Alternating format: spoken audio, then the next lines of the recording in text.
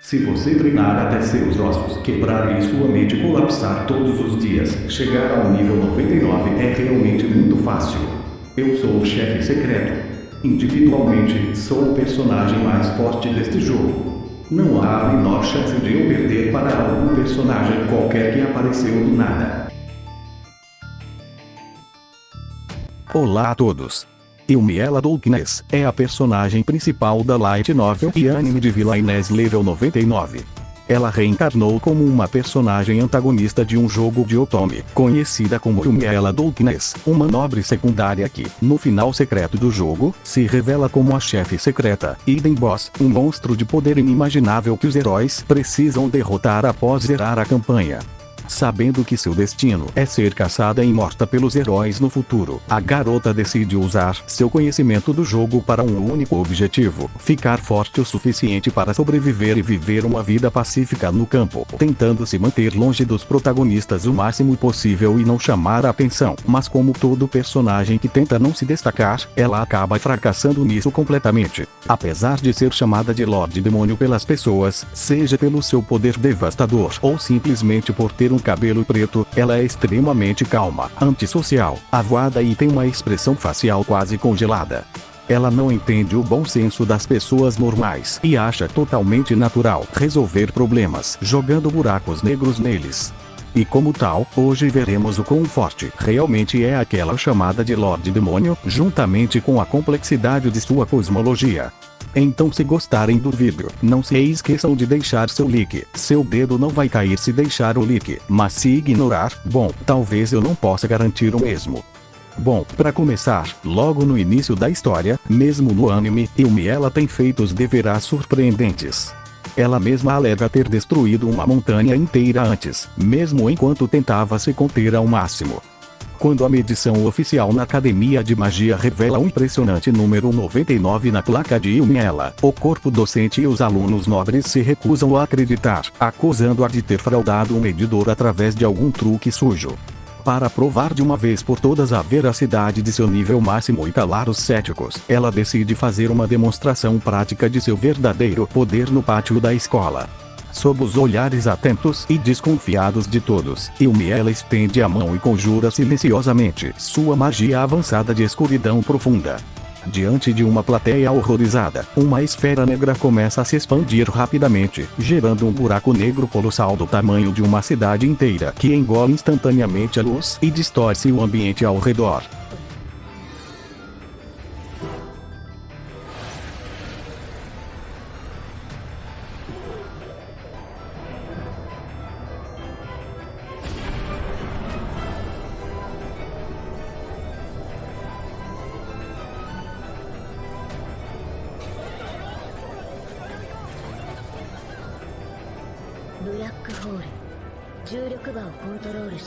Apesar desse buraco negro ter ameaçado destruir apenas a cidade, Yumiela conteve a força gravitacional do evento para que não destruísse mais do que o necessário, até porque aquilo era apenas uma demonstração do que a mesma pôde fazer. Considerando a quantidade de energia e massa necessária para criar um buraco negro desse tamanho, podemos considerá-lo como planeta grande até Star Level. Ela era capaz de lutar e derrotar o Rei Demônio, uma entidade com séculos de acúmulo de poder bruto, sendo o único da obra até o momento de se equiparar a Yumiela e feri-la significativamente. Yumiela também diz com todas as letras ter uma quantidade barra reserva infinita de mana, e pode usar isso para potencializar seus ataques, como em seu Black Hole por exemplo. O que a tornaria raio universal. Isso em si já seria bem impressionante, mas seu nível aumenta consideravelmente conforme a história avança. Durante o confronto decisivo no volume 3 da Light Novel, nos é apresentado que o universo do jogo Otome que Yumiela vive e protege é apenas um galho entre uma quantidade infinita de galhos em uma árvore cósmica. Cada um dos galhos da árvore é um ramo, sendo cada um deles tratado como um universo quadridimensional paralelo inteiro, e cada um deles operam por suas próprias leis e existem separadamente. Através de uma fusão da existência de Yumiela e a canalização extrema de sua enorme mana, através de um item místico, Yumiela enfrenta e absorve a sua contraparte do mal. Esse evento resulta na quebra definitiva de seu limitador de nível 99, permitindo que ela integre toda a energia acumulada de sua outra versão e atinja novos patamares de poder numérico, como o nível 113. Em seguida, para converter essa força bruta em controle do tempo, ela utiliza um elixir mágico especial e extremamente raro que funciona como uma espécie de máquina do tempo cósmica. Em um único movimento contínuo, Yumiela despeja toda a sua reserva massiva de energia mágica diretamente no elixir, ordenando conceitualmente que o tecido universal daquele mundo paralelo retrocedesse exatamente um ano. Sim, ela já reverteu o tempo em um mundo paralelo em um ano, utilizando uma energia dita poder destruir múltiplos galhos da árvore multiversal que citei de uma única vez. Sendo, portanto, Lovo multiversal. Ela também possui o Keplivin, um instrumento sagrado que é usado para gerenciar o mundo. É basicamente uma espada que pode cortar/destruir universos desnecessários. É como podar os galhos em excesso da árvore cósmica. O que a colocaria em pelo menos multiversal. Mas, também, essa espada pode ser usada para destruir a própria árvore.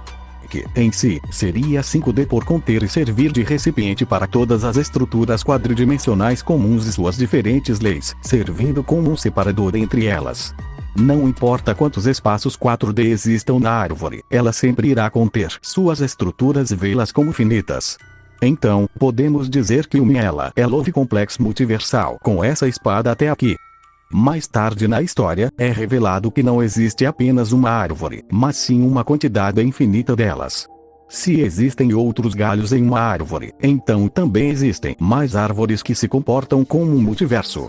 É como uma floresta cósmica infinita com infinitas árvores. Cada uma delas possui seus infinitos galhos, que são ramificações infinitas de um universo. Essas árvores, no entanto, são camadas conceituais de existência, o que significa que existe uma hierarquia entre essas infinitas árvores.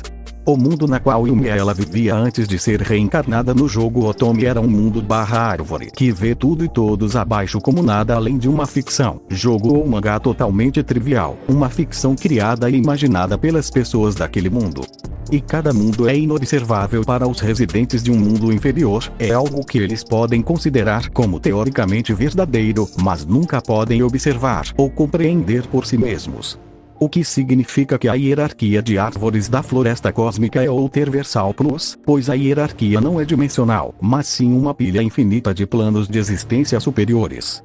Cujo Saber, o vilão principal da obra e o deus que governa todos os infinitos ramos da árvore, queria expandir a sua destruição. Seu objetivo era atravessar a lacuna conceitual imposta pelos deuses dos mundos superiores, destruindo toda a floresta cósmica. Ao que parece, ele tinha poder para destruir todas as árvores, mas teve que usar o poder da alma de Yumiela, que veio de um mundo superior, para enfim romper o abismo conceitual e expandir sua destruição para o resto da floresta cósmica. No entanto, ele foi derrotado pela nossa Lorde Demônio antes mesmo de dar o primeiro passo para adentrar as outras árvores. E como ele tentou usar a alma de Yumiela para adentrar o mundo superior, podemos concluir que sua alma ainda possui, de certa forma, uma qualidade existencial superior, sendo possível escalar ela para Ultraversal/Ultraversal Plus. Mas não termina por aqui. Também existe um reino chamado de Reino do Crepúsculo. O Reino do Crepúsculo é a região limite que fica fora e abaixo de todas as árvores cósmicas principais, servindo de transição na floresta multiversal. Na hierarquia, enquanto cada árvore abriga seus próprios infinitos galhos, o Reino do Crepúsculo funciona como a zona neutra, o chão lamacento ou a névoa que preenche os vãos vazios onde a luz das realidades estruturadas não consegue tocar com total nitidez. É uma dimensão conceitual que faz fronteira direta com nada absoluto e onde as leis da física ou dos sistemas de RPG perdem quase toda a sua autoridade.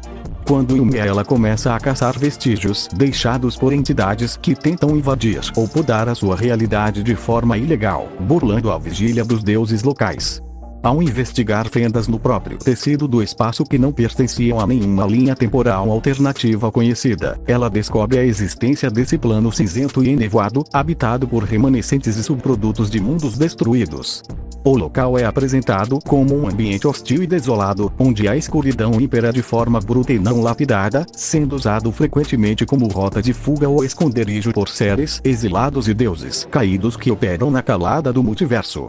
O Reino do Crepúsculo é um lugar que existe e não existe ao mesmo tempo. É o preto e o branco, servindo e existindo como a fronteira entre vida e morte. Um lugar onde o sol está sempre prestes a nascer, mas nunca nasce de fato. O reino onde todas as pessoas mortas com arrependimentos em vida se reúnem, existindo até que seus arrependimentos desapareçam. Por analogia, a vida e a morte eram a dualidade da existência e da não existência, o preto e o branco num planos de papel. Então o Reino do Crepúsculo é semelhante à fronteira inexistente entre o preto e o branco, um lugar que certamente existe, mas também não existe ao mesmo tempo, um lugar sem cor que não é nem vida nem morte na realidade, e também não é nem existência e nem não existência, nem preto nem branco. Portanto, o Reino do Crepúsculo transcende a hierarquia de planos de existência que eu citei anteriormente, pois ele se estende por todas as árvores, serve como o chão entre elas e está além dos limites das lacunas abismais entre cada um.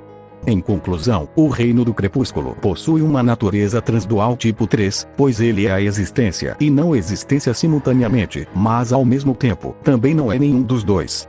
E por estar fora da lógica e superar a hierarquia das árvores, ele seria raigo ou terversal. Eumiela se escala a ele, pois sua relação com esse reino baseia-se no domínio total e na soberania absoluta. Como ela possui a afinidade máxima com a magia de escuridão profunda, que é a própria matéria-prima que constitui e preenche o vazio desse reino, ela não sofre nenhuma das penalidades de enfraquecimento ou distorção mental que afetariam qualquer outro ser vivo ao pisar ali. Para Eumiela, o Reino do Crepúsculo não é um limbo aterrorizante, mas sim como um pátio de caça particular e uma extensão direta de sua própria força. Ela utiliza essa dimensão vazia como um atalho cósmico para se mover livremente entre diferentes árvores, ignorando as restrições de distância e as barreiras conceituais impostas pelos deuses de cada mundo. Sempre, no fim, escalável a ele. Dito isso, agora vamos para suas habilidades e as que se destacam entre os demais. Invulnerabilidade limitada. Via o seu amuleto da proteção, que protege o usuário de qualquer golpe fatal, não importa qual seja. No entanto, depois de receber o golpe, o amuleto se quebra na hora. Indução de paralisia. Seu laço sombrio pode imobilizar entidades com as mãos que bloqueiam seus movimentos. Criação de buracos negros, manipulação espacial e apagamento existencial. Ela pode criar buracos negros que podem destruir um espaço inteiro, no qual também podem apagar tudo que estiver próximo a ele, tornando-o inexistente. Resistência à manipulação da trama e à manipulação do destino. A natureza de sua reencarnação é mostrada através da resistência ao destino predeterminado de Eumiela Doulkness. No entanto, os efeitos indiretos do mecanismo da trama ainda se aplicam a ela, como a tentativa de Alicia, motivada pela trama, de matá-la para cumprir os requisitos da história. Manipulação temporal, manipulação de leis, manipulação da trama e manipulação do destino. Eumiela é capaz de reverter o tempo de um mundo paralelo inteiro em um ano, usando uma vasta quantidade de energia mágica que também poderia destruir múltiplos mundos paralelos. E ao usar tal poder, ela quebra a lei da sincronia ao reverter o tempo em escala universal. E ao fazer isso, conseguiu desviar a linha do tempo de Eumiela 2 do roteiro original do jogo. A causalidade tipo 4. Estando em um mundo superior, pode enxergar o mundo inferior como ficção, abrangendo tudo dentro dele, incluindo a sua causa e efeito comum. Fisiologia inexistente tipo 2/ possivelmente tipo 3, e transdualidade de tipo 3. Por ter ligações diretas com o Reino do Crepúsculo, que como já vimos, é um reino de transdualidade tipo 3, ele é o vazio, mas ao mesmo tempo também não é.